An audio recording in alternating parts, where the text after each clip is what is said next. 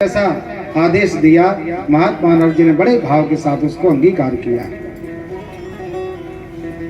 बड़ी भाव से नारद जी ने साधु संतों की सेवा की, पूजा किया, भाव किया। और जब वो प्रसादी पाकर चले जाएं, तो जो भी शेष पात्र में बचता था, नारद जी उसको बड़े भाव के साथ ग्रहण कर लेते थे। जब वह कुंभ समाप्त हुआ तो सब महात्मा जाने लगे, तो बड़े, हे पुत्र, तुम्हारे सेवा भाव से मैं बहुत प्रसन्न हूं, वर मांगो। तो नारद जी तो उस समय दासी पुत्र थे, विचार किया कौन सा वर मांगे। तो महात्माओं ने कहा कि तुम्हें अनपायनी भगवान की भक्ति प्राप्त हो। ऐसा श्रेष्ठ वरदान देकर महात्मा पधारे। नारद जी ने शरीर त्यागा और ब्रह्मा जी के 10वें पुत्र के रूप में अवतरित हुए। बोले नारद जी महाराज की जय। यह है संघ की महिमा। महात्माओं का संग किया तो नारद जी को श्रेष्ठ ब्रह्मा जी का पुत्र के रूप में जन्म मिला। और महात्मा नारद जी ही ऐसे एक ऋषि हैं जिनके लिए देव, दानव, यक्ष, किन्नर, नाग, मनुष्य संपूर्ण चराचर उनको प्रणाम करता है। तो श्री सुखाचार्य जी महाराज ने परीक्षित जी को समझाया कि संघ पर विजय प्राप्त करो। पहले आपने आसन को जीत लिया, फिर श्वास को जीता, तो फिर संघ को जीते। अब जब संघ को जीत लिया तो फिर जितेंद्रिया, हमारी 10 प्रकार की इंद्रियां हैं। शरीर में 10 प्रकार की इंद्रियां हैं। आंख है, कान है, मुंह है, जिह्वा है, त्वचा है, ये सब हाथ पैर 10 इंद्रियां, जिससे हम सारे कार्य संपन्न करते हैं। इन इंद्रियों को जीत लिया तो वो व्यक्ति कहलाता है जितेंद्रिय, जिसने अपने इंद्रियों पर विजय प्राप्त कर लिया। तो श्री शुकाचार्य जी महाराज कहते हैं कि परमात्मा से जब हम संबंध बना लेंगे तभी हम इन सभी आसनों को जीत सकते हैं, श्वासों को जीत सकते हैं, संग को जीत सकते हैं। जब तक हम भगवान से कोई संबंध नहीं बनाएंगे तब तक हम भगवान की शरणागति प्राप्त नहीं कर सकते। आप लोग भजन आदि में गाते हैं, अनेक प्रकार का भगवान से संबंध बनाया जा सकता है। किसी ने सखा का संबंध बनाया, किसी ने पुत्र का संबंध बनाया, किसी ने भगवान को परब्रह्म परमात्मा को संबंध लिया, किसी ने भगवान को सखा बनाया। तो जब तक आप भगवान से संबंध नहीं बनाएंगे तब तक भगवान की प्राप्ति होना कठिन है। संबंध बनाएंगे तो एक चिन्ह धारण कर लेते हैं। जैसे आपने वैष्णवी दीक्षा ली तो आपको ऊर्ध्वपुंड लग गया, कंठी दे दी गई, एक माला झोली दे दी गई, जिससे पता चलता है कि आप एक किसी वैष्णव संप्रदाय से जुड़े हुए हैं, आपका संबंध है, भगवान से संबंध है। त्रिपुंड लगा दिया, रुद्राक्ष माला पहना दी, बोले शैव संप्रदाय से संबंधित है, इनका संबंध है। तो संबंध स्थापित करेंगे तभी परमात्मा हमको प्राप्त होंगे। और भगवान केवल मन के संबंध से ही हमको स्वीकार करते हैं। तनित का तो अपना कितना भी संबंध हो, हम हाथों से पूजा अर्चना करते रहें, लेकिन मन तो कहीं और है, तो पूजा करने का भाव आपका बिल्कुल नहीं। निर्मल मन जन सो मुहि पावा, निर्मल मन जन सो मुहि पावा, निर्मल मन जन सो मुहि पावा, निर्मल मन जन सो मुहि पावा। मोह कपट चल चेत भावा, मोहि कपट चल चेत मोह कपट चल चेत भावा, मोहि कपट चल चेत बोले भक्त वत्सल भगवान की जय। भगवान मन का संबंध स्वीकार करते हैं, तन का संबंध स्वीकार नहीं करते। रामचरितमानस के अंतर्गत एक सुंदर उदाहरण है। शूर्पणखा दिव्य शरीर लेकर पहुंची भगवान के सामने लेकिन परमात्मा ने एक नजर से भी शूर्पणखा को नहीं देखा। एक बार भी परमात्मा ने शूर्पणखा को नहीं देखा। जितनी भी चर्चा की तो सीता जी की तरफ मुंह कर लिया और संवाद चल रहा है, क्योंकि यह तन का संबंध बना के गई थी, शरीर का संबंध बना के गई थी। और वहीं आगे जब सबरी के आश्रम में पधारे परमात्मा, तो वृद्धावस्था की समय है, शरीर बिल्कुल कृश शरीर है, पतला शरीर है, कोई सुंदरता नहीं। हो परमात्मा क्या कह रहे, ओ भामिनी, ओ करिवरगामिनी, ऐसे दिव्य शब्दों के द्वारा भगवान ने उस शबरी मैया को संबोधन किया। तो भगवान मन देखते हैं कि मन किस प्रकार है आपका। शबरी मैया का मन पवित्र था और यहाँ शूर्पणखा का मन अपवित्र था। यह तो संबंध के स्थापित तन के संबंध से गई थी, तो परमात्मा ने और उसको अलग कर दिया। तो श्री सुखाचार्य जी कहते हैं कि मन भगवान लेते हैं तो वो भी कैसा लेते हैं, पवित्र मन लेते हैं। तो बोले पता चले पवित्र है या पवित्र कैसे पता चले। कपड़ा देखते हैं तो गंदा दिखता है और साफ हो तो कपड़ा साफ दिखता है, लेकिन मन को कैसे देखें कि मन साफ है अथवा गंदा है। तो बोले निर्मल मन जन सो मोहि पावा, मोह कपट छल छिद्र न भावा। गंदा कैसे होता है, छल और छिद्र से, कपट से। कपट करके गई थी, राक्षसी का रूप था कुछ और बनाया कुछ और था। हम सभी संसारी मनुष्य भी कपट रूप व्यवहार करते हैं। हमारा वास्तविक शरीर तो कुछ और है, अंदर से तो हम कुछ और हैं, और जब दूसरों के साथ प्रस्तुतिकरण करते हैं तो अपने को कुछ और बताने का प्रयास करते हैं। और जब आपने आडंबर किया, बताने की चेष्टा की, उसी समय भगवान ने आपका तिरस्कार कर दिया। शूर्पणखा का और पूतना का रूप बनाएंगे तो आप कभी भी भगवान को प्राप्त नहीं कर सकते। कपट भगवान को प्रिय नहीं है। जिनका मन निर्मल है, पवित्र है, कोई दम्भ नहीं, कोई पाखंड नहीं, कोई किसी प्रकार का पाप नहीं, तो परमात्मा तो उसको स्वीकार कर लेते हैं। 4 सूत्र दिए, जितासनो, जित संगो, जित श्वासो, जित इंद्रिया। इंद्रियों को संयम में करिए। हमारी आंखें चाहती हैं कि अच्छे अच्छे दृश्य देखें, कहीं पिकनिक के लिए जाएं, कहीं जलप्रपात देखें, कहीं सुंदर बाग बगीचे देखें। ये हमारा क्या चाहता है, मन चाहता है, हमारी इंद्रिय चाहती है। यदि उसको आप छोड़कर इन्हीं आंखों का उपयोग कहाँ करें, भगवान के विग्रह का दर्शन करें, गोविंद की कांति का दर्शन करें, तभी हमारी आंखों का सही अर्थ है।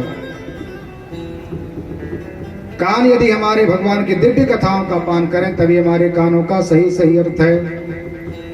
जिह्वा केवल परमात्मा के दिव्य नाम का संकीर्तन करे, भगवान के गुणानुवाद कहे, तभी हमारी जिह्वा का यह सही अर्थ है।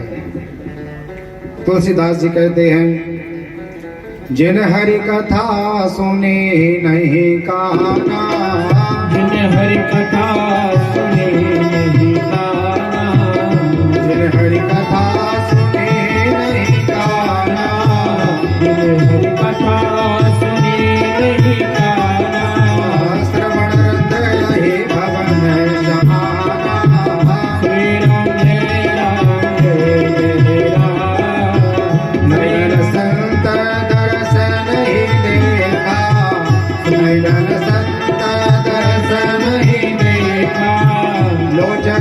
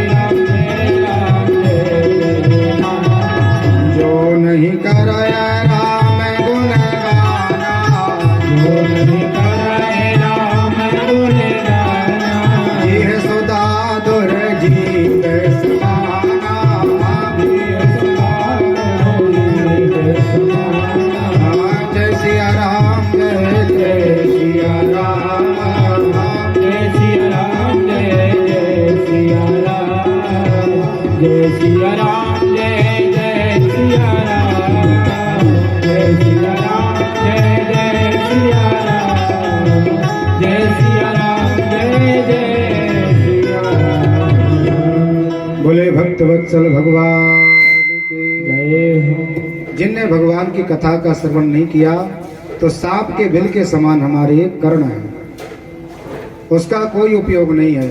अहि भवन समाना व्याल आदि दंभ पाखंड क्रोध मोह मत्सर आदि इस भवन में रहते हैं।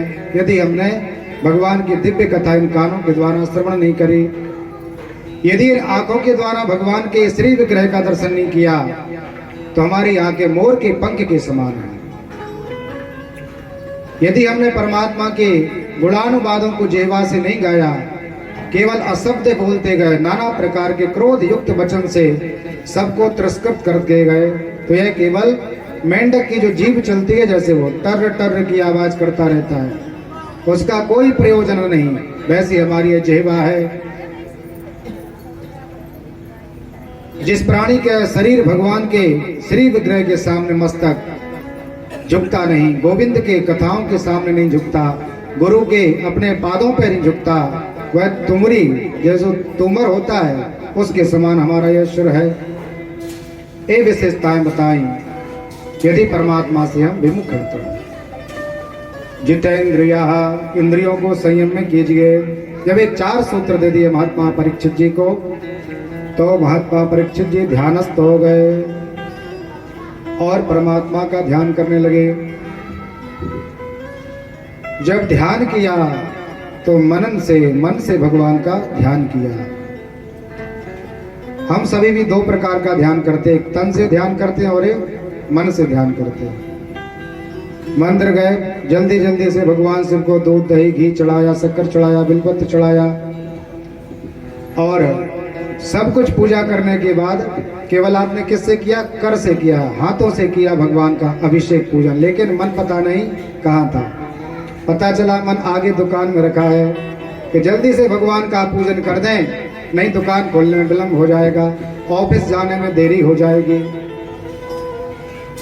तो परमात्मा कहते हैं कि हमें मन की पूजा चाहिए, तन की पूजा की हमें कोई आवश्यकता नहीं। आप करोड़ों यज्ञ कर दें और ये भागवत जी यहाँ आप सुनते रहें और पता चला बैठे हैं और मन तो यनेत्र घूम रहा है, तो फिर आपको कथा कैसे आप पान कर पाएंगे? कथा सुनने के बाद कोई पूछे आपसे कौन कौन सी दिव्य कथाएं आपने सुनी, तो आप उसका उत्तर नहीं दे पाएंगे। इसलिए भगवान ने कहा कि मन रूपी पूजा करिए, मन से पूजा करिए। यदि यहाँ आप एक स्तोत्र का पाठ कर रहे, हनुमान चालीसा पाठ कर रहे, बोले दुकान खोल रहा है और यही दुकान में ही हनुमान चालीसा कर लो तो उत्तम है। इसका तात्पर्य है कि हम जहां भी रहें वहां भगवान का ध्यान करते रहें। दुकान में है तो आप सामग्री भी देते जाइए और जिह्वा पर नाम उच्चारण करते जाइए, तो इससे श्रेष्ठ भक्ति कुछ नहीं है। आप ऑफिस में रहें, जहां भी जो भी कार्य अपना करें करते रहें, किसी प्रकार की कोई आपको अवरोध नहीं है कि आप अपना उदर पोषण ना करें या आप काम के लिए ना जाएं, केवल भगवान का पूजन करते जाएं, तो फिर परिवार का पालन कैसे होगा? तो सब कुछ करते जाएं लेकिन भगवान का ध्यान अवश्य रखें। हर समय, हर क्षण, हर पल परमात्मा का नाम उच्चारण करते जाएं। एक भक्त ने कहा, भगवान आपके पास तो बड़ा वैभव है, आप तो लक्ष्मी के पति हैं, तो लक्ष्मी की तो आपको कोई आवश्यकता नहीं। क्षीर सागर में रहते हैं, रत्न सागर, सभी रत्नों का जिसमें आगर है, समाहित है, तो आपको किसी प्रकार के सोने चांदी दिव्य बहुमूल्य रत्नों की भी कोई आवश्यकता नहीं है। लेकिन भगवान हमने देखा कि आपके पास एक चीज नहीं है। भगवान बोले, ये भक्त बड़ा अनोखा है, हमारे पास तो सब कुछ है, हम त्रिलोक के स्वामी हैं, चर और अचर सबके भगवान एक स्वामी है, पर ब्रह्म है। लेकिन वह भक्त बोला, भगवान आपके पास एक चीज नहीं है, पर वह है आपका मन। भगवान ने कहा, हमारा मन तो हमारे पास ही है। बोले नहीं, सुंदरकांड में हमने पढ़ा है कि सो मन सदा रहत तुहि पाही, अजान प्रेत रस इतने हो नाही। सीता जी को जब हनुमान जी द्वारा संदेश भेजा महात्मा श्री राघवेंद्र सरकार ने, तो कहा कि तुम्हारे और हमारे प्रेम का जो तत्व ज्ञान है, तत्व जो आभास है, वह केवल हमारा मन ही जानता है। ज्यादा शब्दों में भगवान ने कोई सूचना नहीं भेजी लंका में, केवल इतना ही कहा कि तुम्हारे और हमारे बीच में जो प्रेम है, जो संबंध है, इसको केवल हमारा मन ही जानता है। और जो हमारा मन है वो कहाँ पर है? सीता जी के पास है। तो भक्त ने कहा, भगवान आपका मन आपके पास नहीं है। यदि हमारे मन का आप वर्ण कर लें तो हम तो कृतार्थ हो जाएंगे। इसलिए जैसे भक्त ने कामना की, ऐसी हम सबको कामना करना चाहिए कि गोविंद हमारे मन का वर्ण कर लीजिए। ये मन चंचला ही मना कृष्णा, मन ही सभी कर्मों का एकमात्र उद्देश्य है, यही सब कर्म कराता है। और यही यदि भगवान के चरणों में लग जाए तो जीव तो कृतार्थ हो जाए। बोले भक्त वत्सल भगवान की। श्री शुकाचार्य जी महाराज ने प्रणाम किया और मरियमान मनुष्य के लिए उत्तम गति की प्राप्ति के लिए प्रश्न किया। तो महात्मा सुखदेव जी ने सृष्टि का क्रम प्रारंभ कर दिया। सबसे पहले कहा कि इस संसार में केवल जल था, सर्वत्र जल व्याप्त था और उसी जल में एक बालक नव यौवन सुंदर नीलमणि के सदृश उस जल के ऊपर अपनी आसन पर विराजमान था। जल से उत्पन्न होने के लिए उस बालक का, उस पुरुष अद्वितीय नीलमणि का नाम नारायण रखा गया है। बोले नारायण भगवान की जय। नर से प्रकट हुए, नर जल है और उससे प्रकट हुए तो उनका नाम होगा नारायण। और नारायण ही इस संपूर्ण पृथ्वी धराधाम ब्रह्मांडों के अधिपति नायक हैं। उनके मन में कुछ चेष्टा हुई भगवान नारायण के, तो उनके नाभि से कमल का नाल उत्पन्न हुआ और उस कमल नाल में से एक सुंदर पुरुष जन्म ले लिया। बोले विधाता भगवान की जय। विधाता जी का जन्म हो गया। 5 आनन हैं, 5 मुख हैं उस पुरुष के। चारों तरफ दृष्टि डाली, कोई दिखाई नहीं दिया। तो विचार करने लगे कि हमारा उद्देश्य क्या है, हमारा जन्म कहां से होगा और मेरा कार्य क्या है।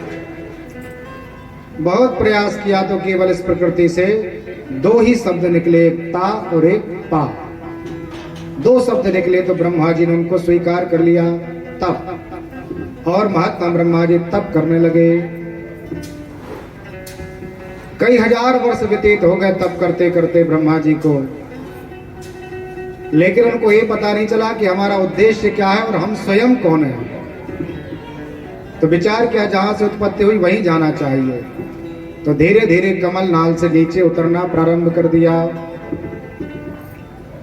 उतरते उतरते देखा तो कई वर्ष व्यतीत हो गए, लेकिन ब्रह्मा जी को अंत प्राप्त नहीं हुआ कि हमारा जन्म कहां से हुआ। पुनः लौटकर फिर कमलासन पर आरूढ़ हुए और पुनः तप करने लगे। तप करते करते जब उनका मन पवित्र होगा तो भगवान नारायण ने दर्शन दिया और कहा कि आप इस सृष्टि के सबसे प्रथम पुरुष हैं, इसलिए आपको विधाता की पदवी हम आपको प्रदान करते हैं। और ब्रह्मा जी को विधाता की पदवी प्राप्त हुई। चतुर्थ श्लोकी भागवत 4 श्लोक में भगवान ने दिव्य ज्ञान प्रदान कर दिया ब्रह्मा जी के लिए और कहा कि सृष्टि का विस्तार कीजिए। ब्रह्मा जी ने विचार किया तप करना चाहिए, पहले जब तप का बल हो जाएगा तब सृष्टि का रचना करेंगे। तो तप करते करते संकल्प मात्र से, केवल संकल्प किया महात्मा ब्रह्मा जी ने, और सनक, सनंदन, सनातन और सनत कुमार 4 सनकादिक ऋषियों के लिए ब्रह्मा जी ने प्रकट कर दिया।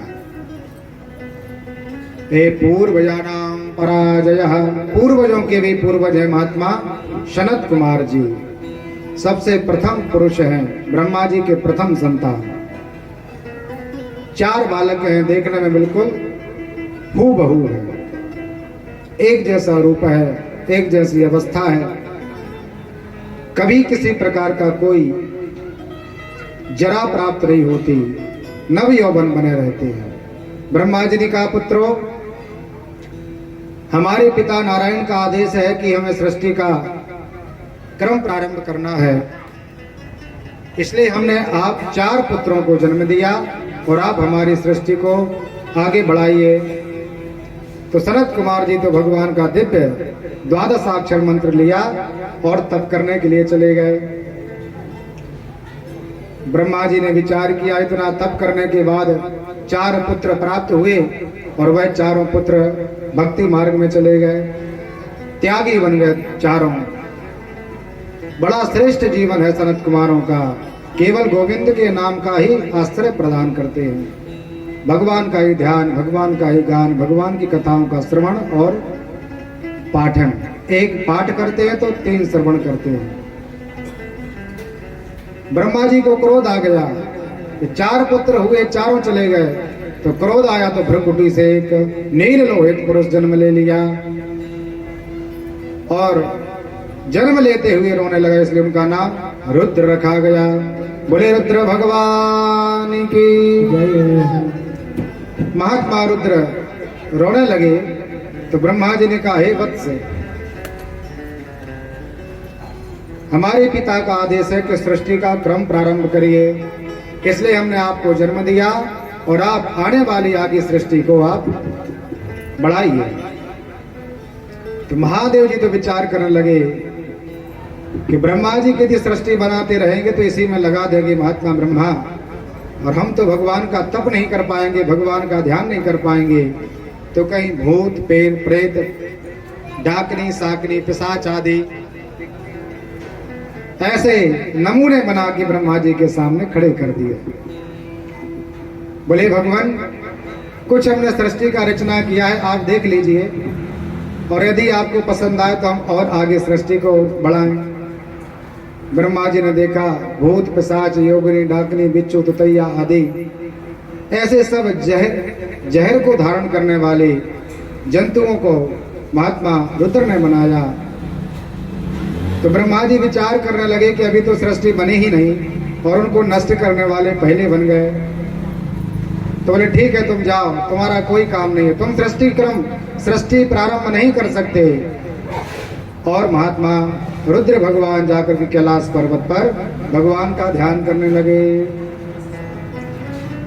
वैष्णवाम यथा शंभो, वैष्णवों में सबसे श्रेष्ठ है भगवान शिव।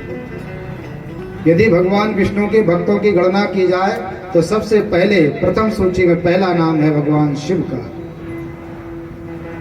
इतना ज्यादा तप करते हैं भगवान शिव।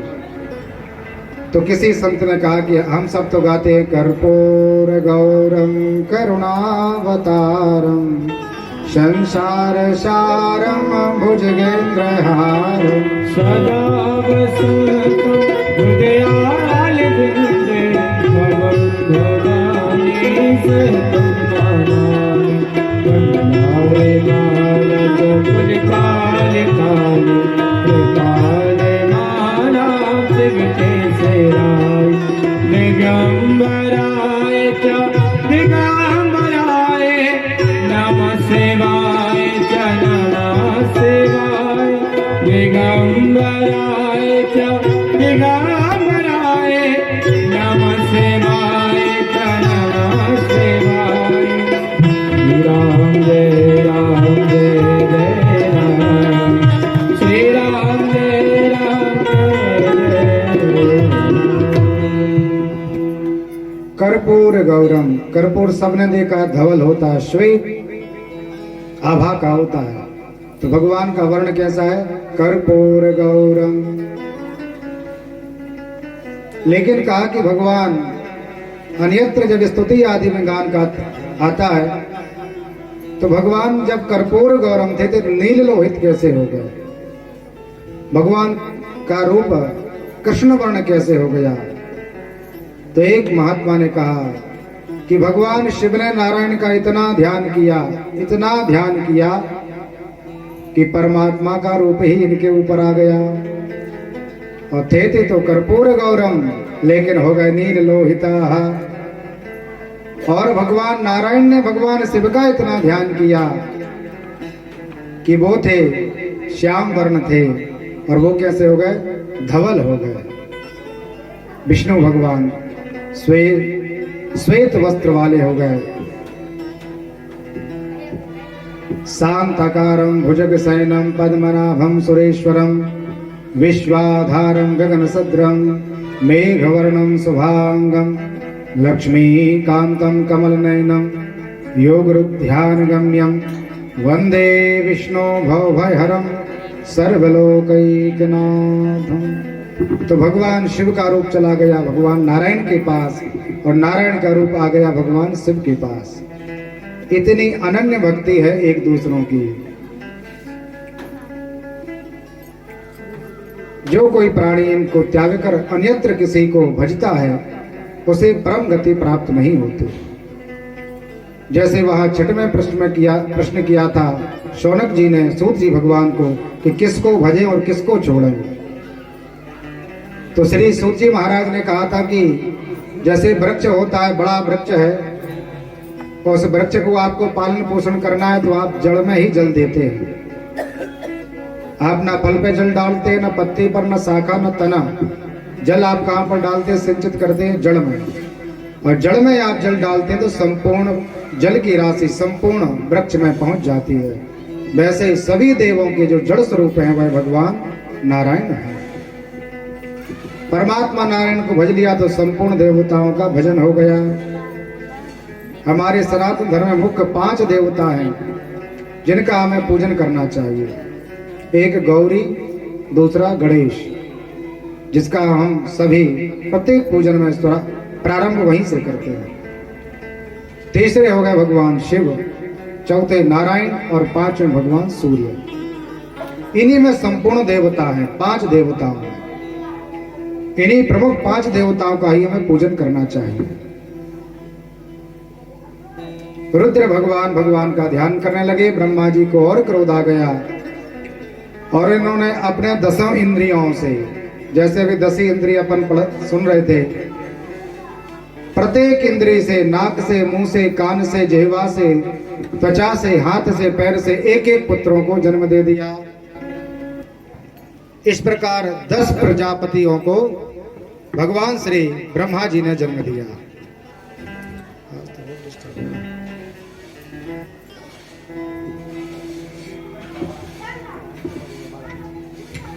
मरीचिरिर्अङ्गिरार्षो पुलस्ता पुलहा क्रतुः भृगो वसिष्ठो दक्षश्च दस्वस्तश्च नारद।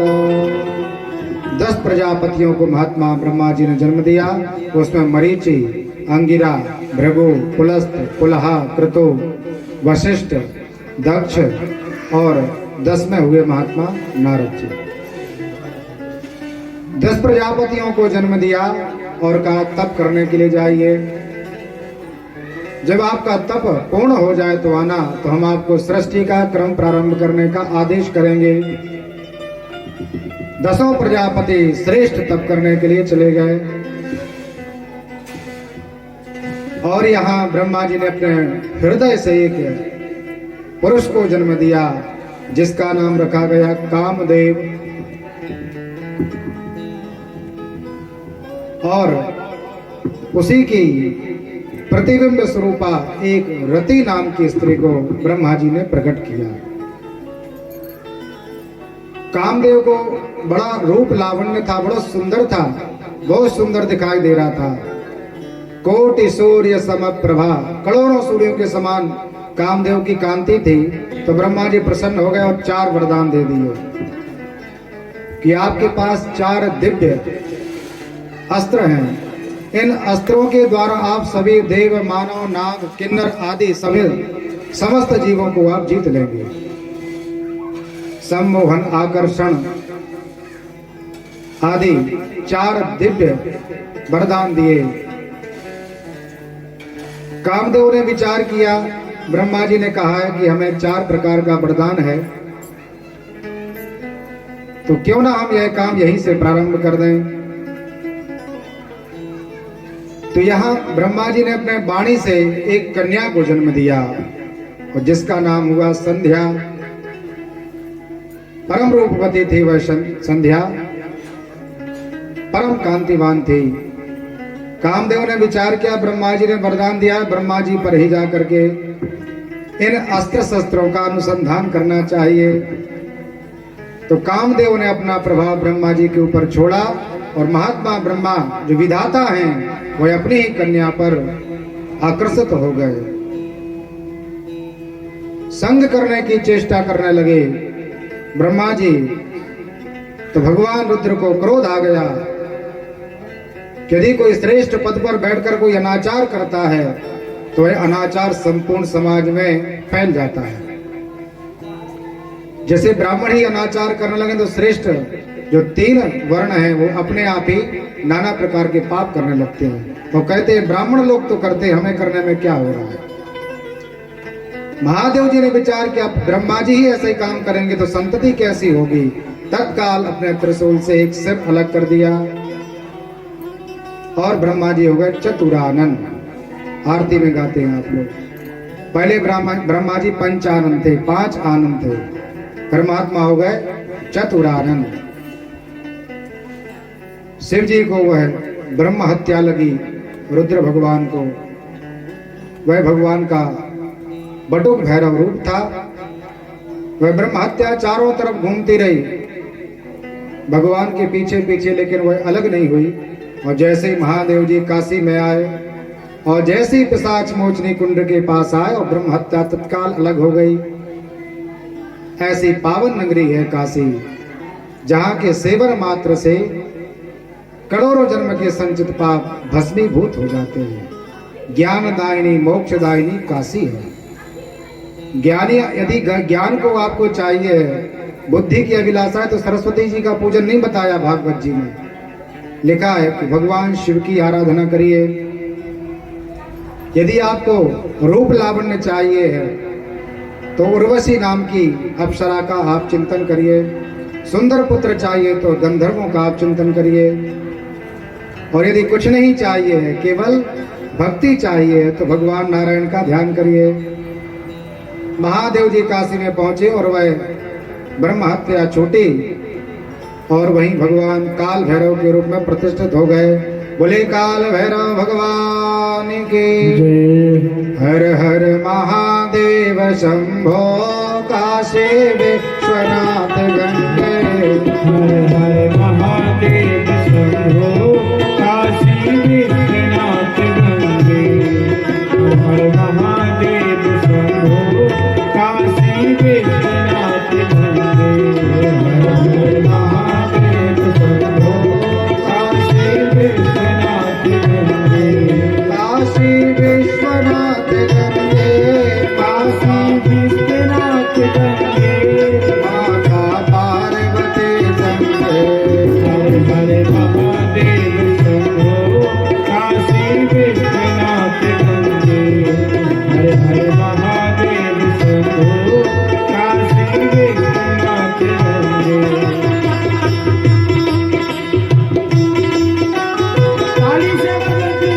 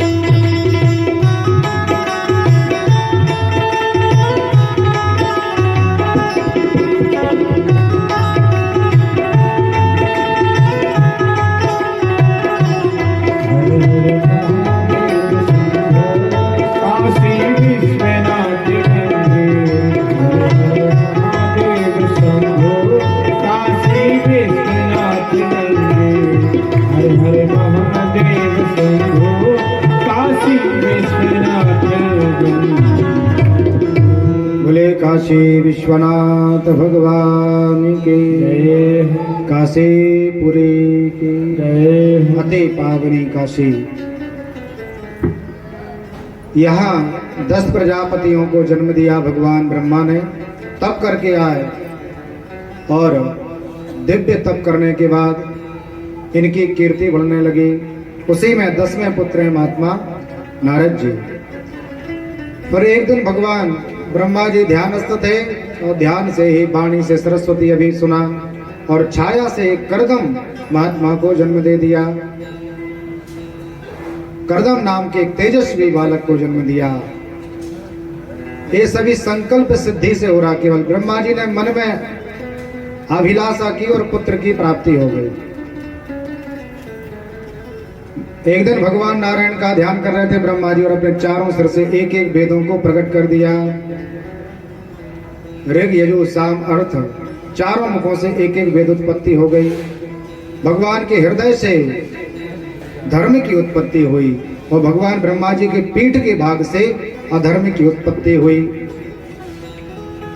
ब्रह्मा जी के एक एक रोम से अलग अलग प्रकार की नाड़ियां बनी। पर्वत, कंदरा, नदी, तालाब आदि प्रत्येक वस्तु ब्रह्मा जी के शरीर से उत्पन्न होने लगी। सृष्टि बढ़ने लगी। ब्रह्मा जी ने विचार किया अभी तो हम केवल संकल्प सिद्धि से इस सृष्टि का प्रचालन कर रहे थे। अब कामना है कि मैथुनी सृष्टि प्रारंभ हो।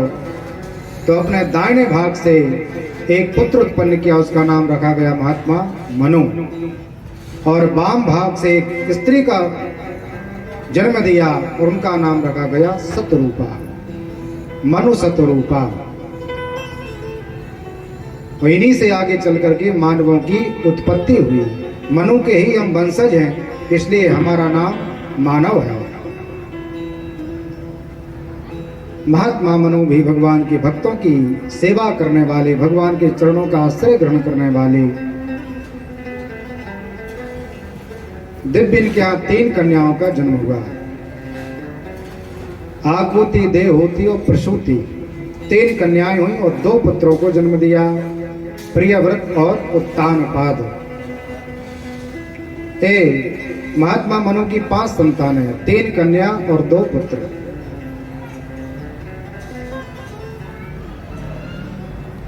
उन्हीं मनु महाराज के चरित्र के कारण जो उन्हें चरित्र किए, उन्हीं में एक स्मृति रखी गई जिसका नाम है मनु स्मृति। मानवों के सब नियम चर्चा उसमें की गई है, जितने हमें नियम का पालन करना चाहिए, कैसे रहना चाहिए, क्या गृहस्थ नियम है, क्या संन्यास नियम है, क्या वानप्रस्थ नियम है, वह मनु स्मृति में वर्णित है। लेकिन आजकल जो एक भीम सेना चल रही है, वह क्या कह रही है कि मनु स्मृति तो ब्राह्मणों ने अपने लाभ के लिए बनाई है, कोई मनु नहीं थे। यह तो ब्राह्मणों ने अपनी स्वेच्छा के लिए, अपने स्वलाभ के लिए बनाई है। वहां तुलसीदास जी कहते जैसे पाप कर्म बढ़ेगा तो नाना प्रकार के पंथ हो जाएंगे। अपना धर्म अलग है, उनका धर्म अलग है, अपना अपना एक धर्म हो गया। अभी तो सनातन सत्य सनातन धर्म तो एक ही धर्म है। वो इसी धर्म से विभिन्न प्रकार के धर्म अलग हुए हैं, शाखाएं हो गई, लेकिन आज सब सनातन धर्म पर ही कटाक्ष करते हैं, क्योंकि अच्छे की तरफ सब लोग जाते हैं। अच्छे का बड़प्पन नहीं देखा जाता लोगों पर, तो उसी पर प्रत्यारोप करते हैं। और जो बुरा है उसके लिए तो कोई देख ही नहीं रहा है, कोई दृष्टि ही नहीं है किसी की। तो सनातन धर्म तो सत्य सनातन धर्म बोलते, जयकारा लगाते हैं। मनुस्मृति को गाली देने लगे आजकल के लोग। उन्हीं महात्मा मनु का दिव्य चरित्र रामचरितमानस में गाया गया। स्वयं भो मनु अरु सतरूपा, तिनके भय नर सृष्टि अनूपा, दंपति धर्म आचरण पुनीता, अजम गाव श्रुत जिन के लीका। केवल परमात्मा का ही ध्यान करते हैं। बहुत समय व्यतीत हो गया, विचार करने राजकाज करते करते समय हो गया, तो गोविंद के चरणों की शरणागति ले ली, भगवान का आश्रय ले लिया। यहाँ इनकी 5 संतानें हुई। आकुति का विवाह रुचि नाम के प्रजापति के साथ हुआ और देवहूति मैया का विवाह करदम ऋषि के साथ हुआ और प्रसूति नाम की कन्या का विवाह दक्ष प्रजापति के साथ हुआ। तीनों कन्याओं का विवाह हो गया। दो पुत्र हैं, प्रियव्रत और उत्तानपाद।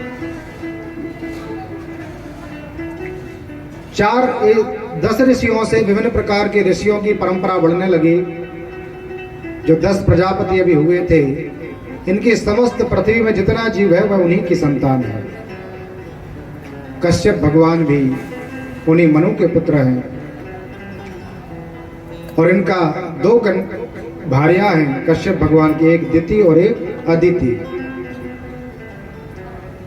दिति मैया दानवों की मां है और अदिति मैया देवताओं की मैया है। अदिति मैया से सभी देवता उत्पन्न हुए और दिति से हुए राक्षस। एक दिन दिति मैया कहने लगी कि आपके ही अंश से और अदिति के पुत्र से जो बालक जन्म लेते हैं वो त्रिलोक पर राज करते हैं। जैसे भुवन भास्कर भगवान शिव अदिति पुत्राय च विद्महे काश्यपात्मजाय च धीमहि तन्नो सूर्य प्रचोदयात्। कश्यप पुत्र और अदिति के पुत्र हैं जिनकी कांति तीनों लोकों में फैली है। तो दिति मैया कहने लगी कि आप पक्षपात करते हैं। जो आपकी दूसरी पत्नी से जन्म होते हैं पुत्र वे जितेंद्रिय होते हैं और हमसे जो पुत्र उत्पन्न होते हैं वो इनके द्वारा पराजित हो जाते हैं। एक दिन संध्या का समय था, प्रदोष बेला थी और दिति मैया कहने लगी कि भगवान आप हमें रति दान कीजिए, हम गर्भ धारण करना चाहते हैं, इसलिए आप हमको रति प्रदान करें। कश्यप भगवान ने कहा देखो प्रदोष बेला है, संध्या काल का समय है, इस समय भोजन आसन और मैथुन शयन करना, भोजन करना, मैथुन करना क्रिया नहीं करना चाहिए, वर्जित है। इसलिए बार बार मना किया, लेकिन दिति मैया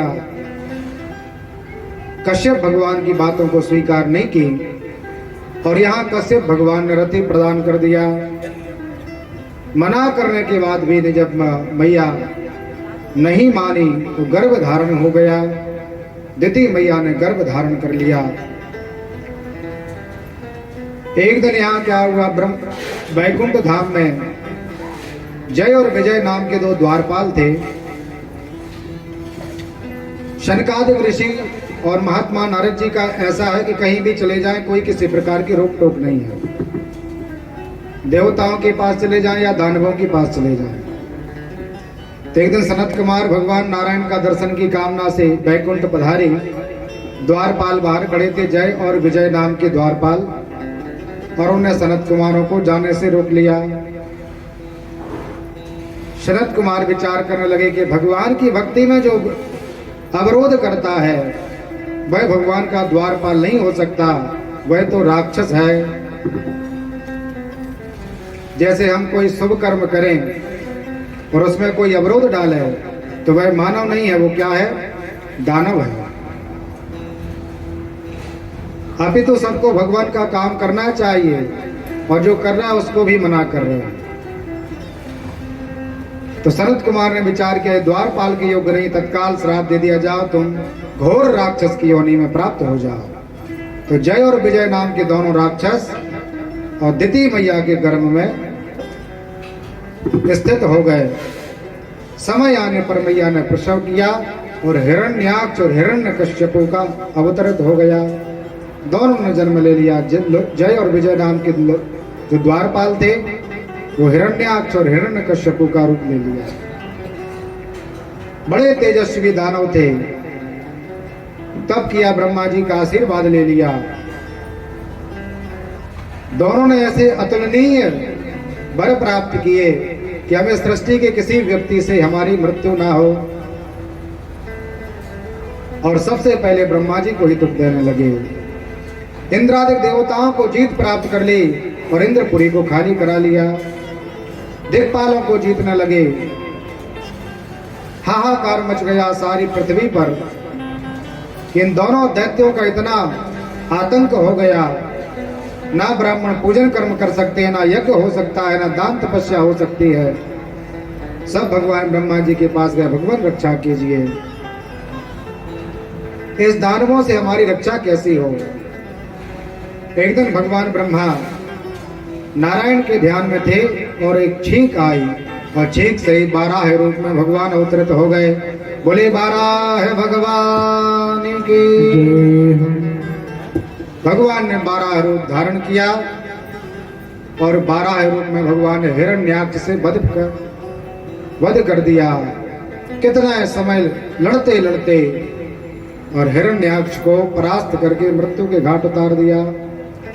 इसने इतना आतंक किया था कि पूरे धराधाम को, पृथ्वी ब्रह्मांड को और समुद्र में फेंक दिया था। भगवान नारायण ने 12 का रूप धारण किया और अपने दंतावली में 2 दंतावली जो थी आगे की, उन्हीं पर ब्रह्मांड को उठाया और धराधाम पर रख दिया। बोले भक्त वत्सल भगवान की। इस प्रकार भगवान का 12 रूप हुआ। देवता प्रसन्न हो गए कि भगवान ने दिव्य कृपा की। हिरण्याक्ष का आतंक तो बड़ा तेज था, असहनीय था, लेकिन भगवान तो भक्त वत्सल हैं, भक्तों पर रक्षा करते हैं। जब जब हो यह धर्म की हानि,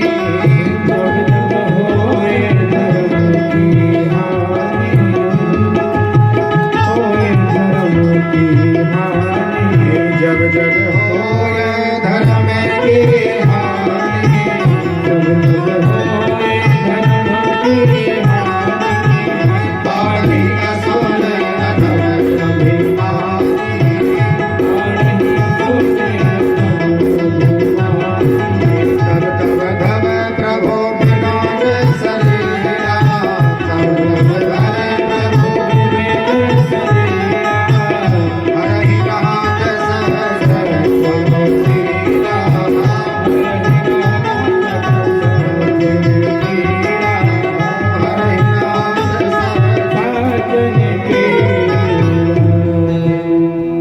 सुन अनाचार बढ़ता है धराधाम पर, तो भगवान विविध रूपों में अवतरित होकर संतों की, ब्राह्मणों की, गौ की रक्षा करते हैं।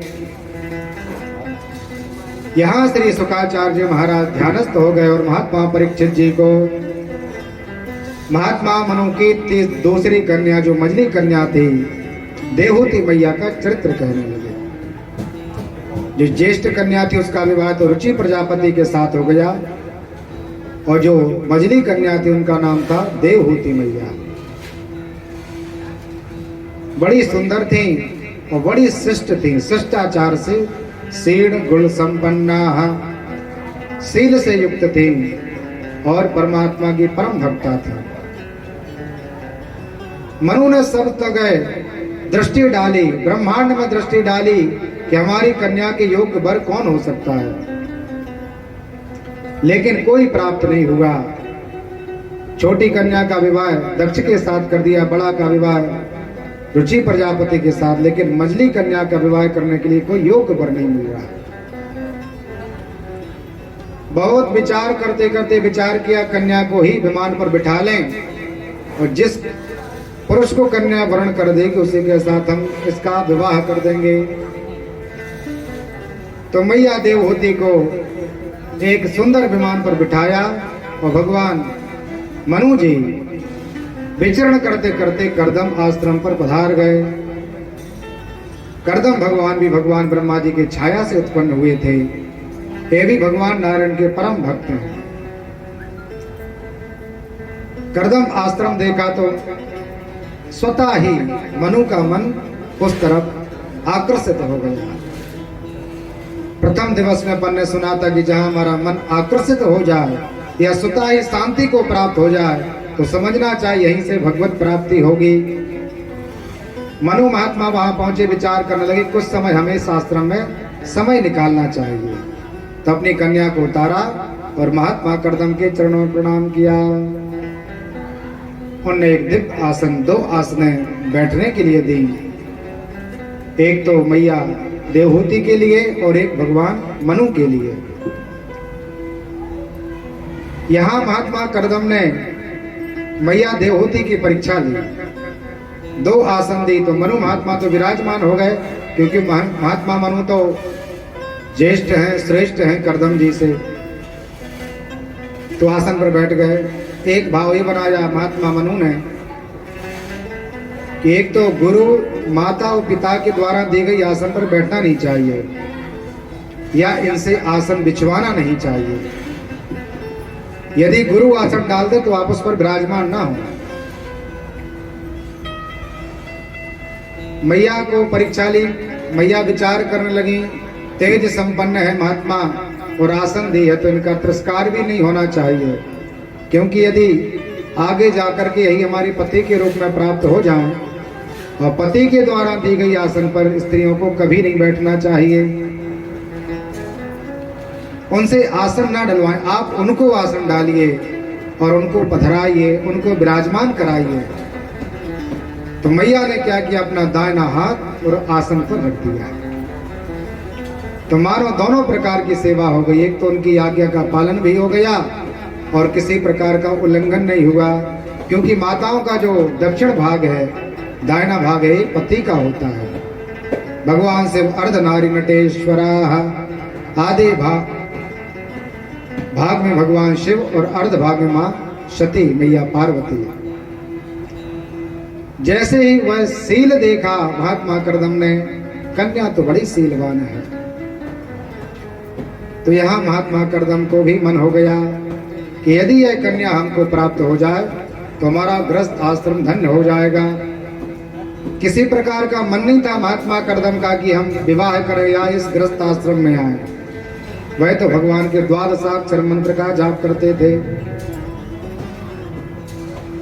यहाँ मनु भगवान ने प्रणाम किया कि हे महात्मा करदम,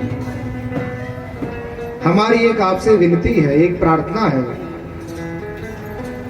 यदि आप हमें आज्ञा दें तो हमारी इस कन्या को स्वीकार कर लीजिए। करदम भगवान प्रसन्न हो गए और उस कन्या का स्वीकार कर लिया, पाणी ग्रहण करदम भगवान ने, और विवाह किया। और भगवान करदम ध्यान में चले गए। जैसे महादेव जी ध्यान में चले जाते हैं, ऐसे महात्मा करदम भी हजारों वर्ष के ध्यान में चले गए।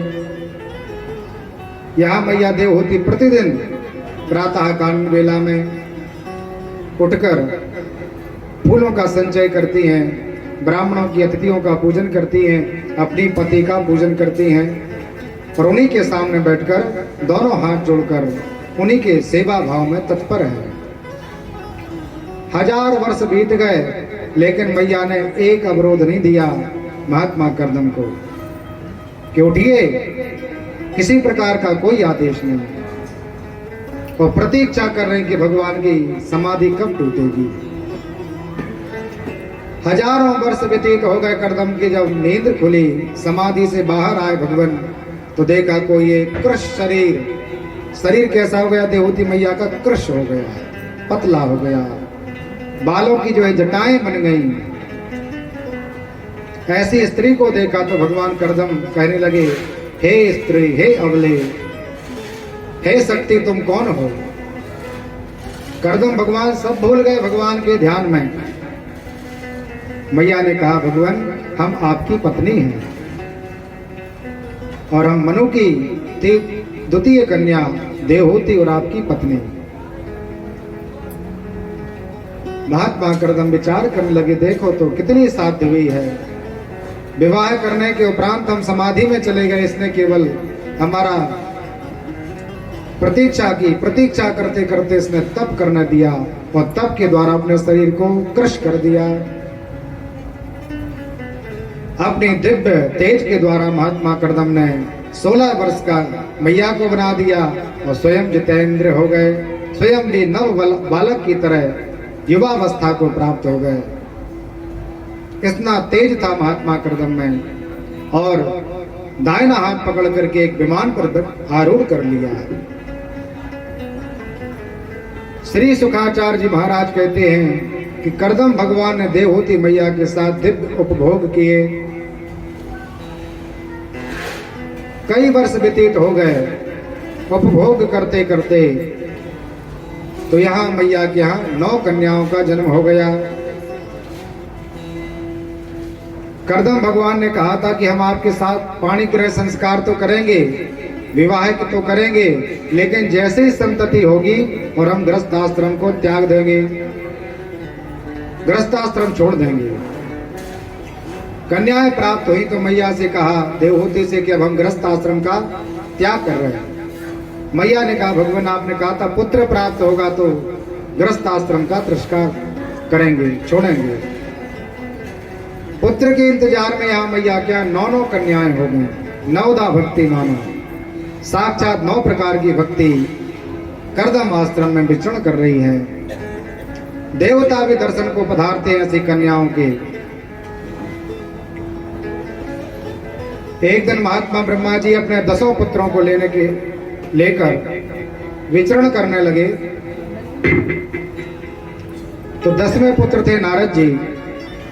सबको बुलाया, कहा चलो हम भ्रमण करने चलते हैं। तो नारद जी ने कहा भगवान क्षमा कीजिए, हमें तो भगवान का ध्यान करना है। तो नारद जी तो ध्यान में चले गए और शेष 9 पुत्र ब्रह्मा जी के साथ करदम आश्रम पर पधार गए। यहाँ करदम जी ने दिव्य भगवान ब्रह्मा जी का स्वागत किया। अहो भाग्य जो स्वयं विधाता हमारी आश्रम में पधारे।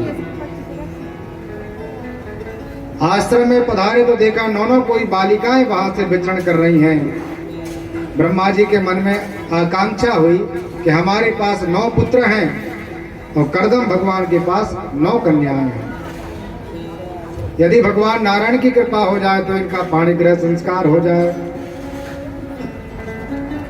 तो ब्रह्मा जी के वह 9 प्रजापति और करदम भगवान की 9 कन्याएं संस्कारित हो गईं। एक दूसरों के साथ इनका विवाह हुआ